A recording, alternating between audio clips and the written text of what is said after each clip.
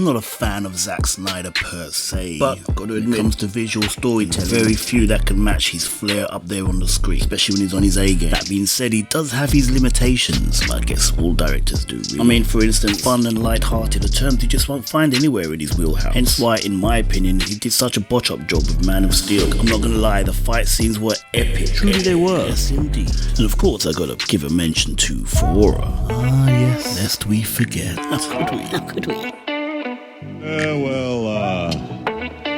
Boy, there's no real easy way to say this, but you're a simp. Well, look, what can I say? The dude knows how to cast a movie, and at the same time, kinda doesn't.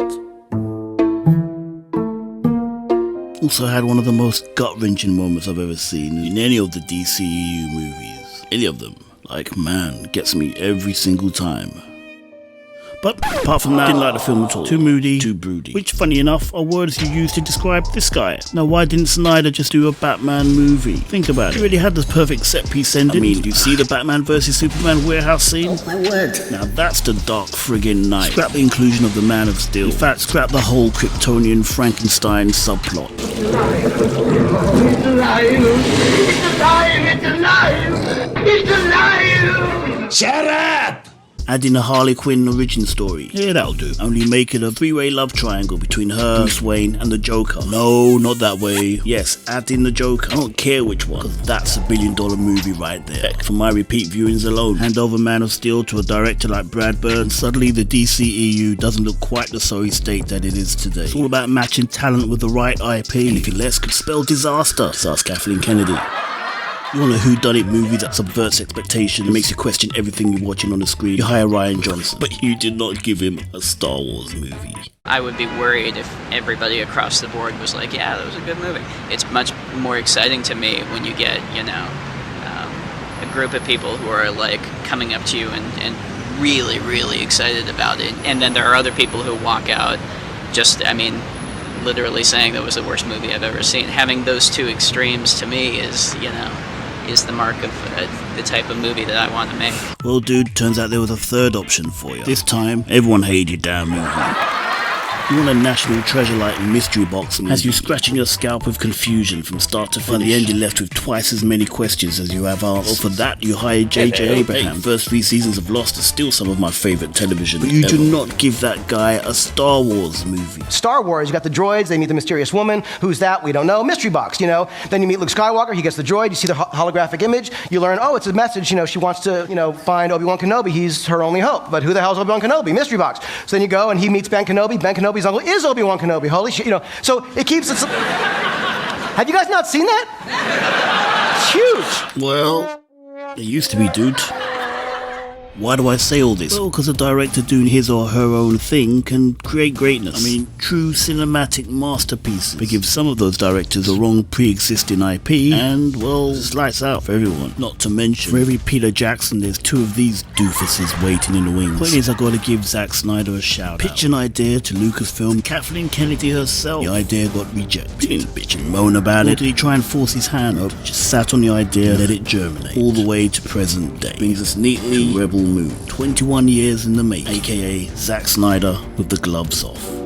The articles come from Den of Geek by way of the excellent Bounded into Comics, who were among those invited to the set while filming took place. It gives us a fascinating insight into the mind behind the man. In college, I'd said something to my professor like, what about an ensemble movie like Seven Samurai in space? Now, I'm not sure if Zack's aware, but there was that one movie back in 1980 that kind of beat him to the punch.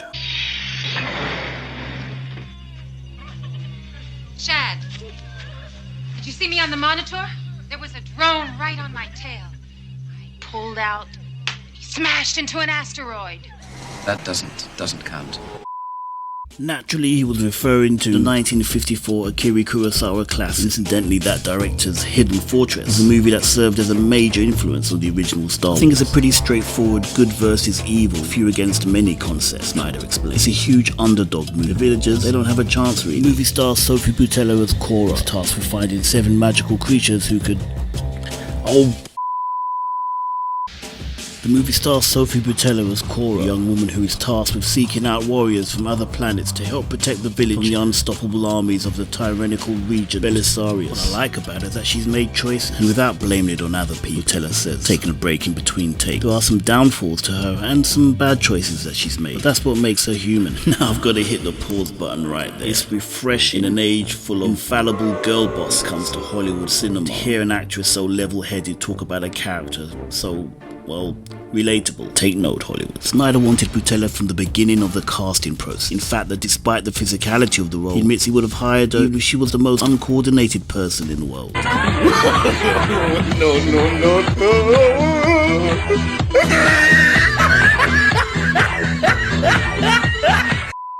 Which, with her extensive background in dance, well, she was never in threat of ever being. It's very clear as far as the morality of who's good and who's bad, says the director. We don't do a lot of, oh, the Imperium, they're just misunderstood. As far as they're concerned, they're the good guys. It's not really like that. Again, I've got to say how refreshing, because these days, Hollywood is hell-bent, quite literally, blurring the line between good and evil. So much you can't even make out who's who, let alone who's representing what, who you're supposed to be rooting for, and make morality a thing of the past in a process, probably to make it easier to accept what they're getting up to behind closed doors, when it inevitably gets exposed. What did you do?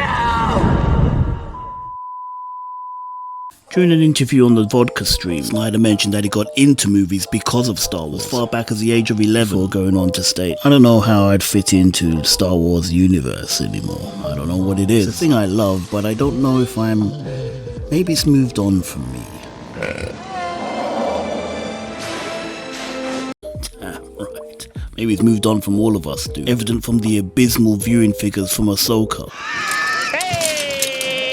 Is that bad? Very bad. Very, very bad. Explaining the lore of the original IP, he expanded. Star Wars fan base basically aged with the movie, and then they had children that then also became fans of the movie, and their children had children who became fans of the movie, Snyder says. But you understand the love of Star Wars, how canonized it is, and actually how immobile it is. That's why I'm here now doing Rebel Moon the way I'm doing, because we really have no rules except for the ones we make. Again, he recognizes you can't mess around with the timeline of Star Wars. It means too much to too many people. Canon matters. The events that happened on that cinema screen matter. But tell that to modern day Lucasfilm. They'll discard anything. They really couldn't give a damn. Obi-Wan and Vader only fought twice? Well, from a certain point of view. A certain point of view? Nigga, please! Even Filoni is guilty of it to some degree. I'm afraid Favreau too. The article then goes on to talk about how it hopes that Snyder's movie will encourage other studios to take risks on new IPs rather than rinsing out old ones until they're, well, practically unrecognizable, which is a fantastic idea. I'm just not sure Hollywood is up for it, even when the current strike is over. I guess the big takeaway is that there are still old school movie makers out there, thankfully. Just want to tell a good story, good old fashioned values, centered around good versus evil, with the lines clearly drawn. And in that aspect, at the very least, it's about as Star Wars as you can get. But is it a Star Wars killer? No. What do you mean, no? No. Nobody's right. That's some big Wookiee-sized shoes to fill right there. Maybe in a couple of decades from now. But is it a Disney Star Wars killer? Yes! Yes! Yes. Yes! Kennedy might as well stick a fork in it. That thing is done. Anyway, over to you. Comment down below on what you think of Rebel Moon. Is it on your horizon? Do you think it will be his best movie ever? Or will it explode into obscurity like the proverbial Death Star? Comment down below and let the Rebel Alliance know. I'm out of here.